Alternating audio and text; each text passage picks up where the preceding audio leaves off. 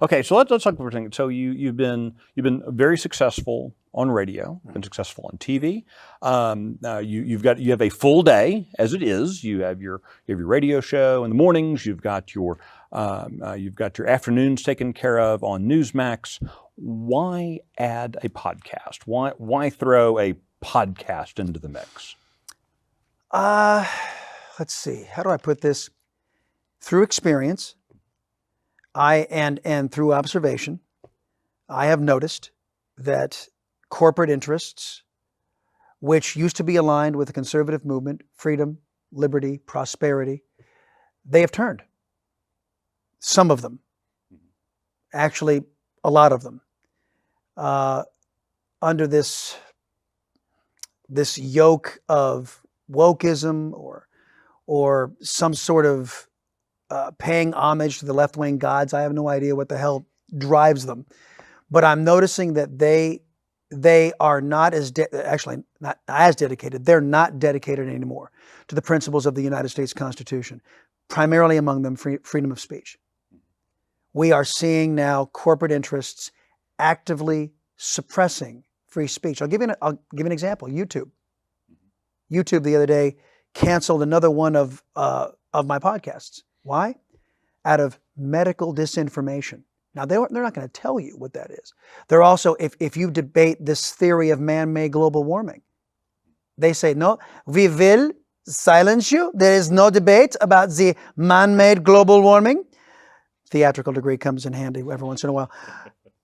They will silence dissent. Powerful, rich corporate interests. So the podcast was developed in a way that if I bump into censorship somewhere down the line, I'm going to have an outlet that will be uncensored, will be unfiltered, will give folks the unvarnished truth as I see it. I will present facts and derive my truth. You know, that's something I've been exploring lately, the difference between truth and facts.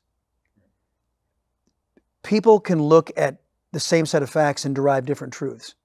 And I think that we as a society and thinking people ought to be able to differentiate. You know, I'm speaking my truth. Let the chips fall where they may.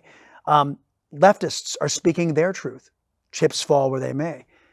We're entitled to our truths, our opinions, but those facts, what we derive from the facts, I think it's an important distinction going forward in the conservative movement, that as we proclaim, this is truth, according to me, after looking at these facts. Right. Well, and it feels like the problem, particularly that you point to with YouTube and all the corporate giants, it's less your opinion that they actually don't want you talking about facts. Mm-hmm. They don't want facts out there. Yeah, certainly facts where you put in your interpretation of those facts, but they don't even want the facts out there. They're scared of the facts in a lot of cases. If I did a podcast and tried to upload to YouTube saying the CDC now acknowledges that these vaccines are causing problems with blood clots, which has been in the debate, not on YouTube, it's been in the debate out there in the ethos for about a year now. Mm-hmm.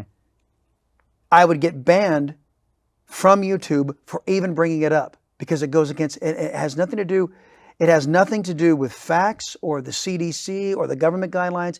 It's their political agenda. And everybody's got to recognize Google and YouTube, they have an agenda. Right. They're a private company. Mm-hmm. Great. That's fantastic. But they ought to be forced to disclose that agenda, which is decidedly pro-China, in my opinion, right, and pro-censorship. Thanks for visiting the 1836 Studios and the Conversation series. Make sure you click like on the video, share it with your friends, and click that little bell so you can be notified with our next conversation.